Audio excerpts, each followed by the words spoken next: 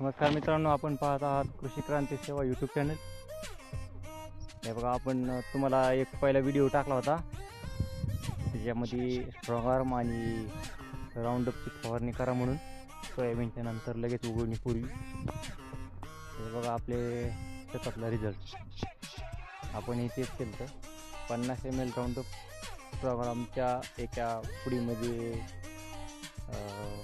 13 टाक्या फवारणीच्या आणि दर टाकी गेली राऊंडअपचं 50 ml औषध वापरलं तर बघा हे असे रिझल्ट आपल्या शेतामध्ये. छानपैकी सोयाबीन उगून निघले, एकदम मस्त लाईनची लाईन आहे. 18 इंचावर पेर केली बघा याची.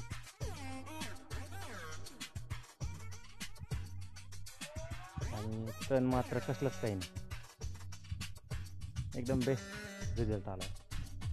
आता ठीक आणखी 1 महिन्यानंतर त्याला दुसरं एक तणनाशक फवारायचं, जेणेकरून कोळपण आणि पाळी असला काही विशेष नाही राहत त्याच्यात. डायरेक्ट शेवटी हार्वेस्टरने काढून घ्यायचं पाहिजे.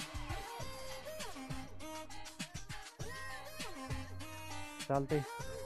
ज्यांनी अजून पेरणी केलेली नाही किंवा ज्याला औषधाची फवारणी करायची आहे, त्यांनी बी एकदा दुकानदाराशी किंवा कृषी सहाय्यक अधिकारी असतात त्यांच्याशी संपर्क साधून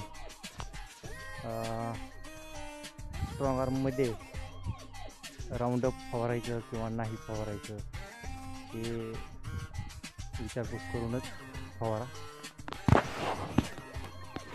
व्हिडिओ आवडल्यास लाईक, शेअर आणि सबस्क्राईब नक्की करा. धन्यवाद.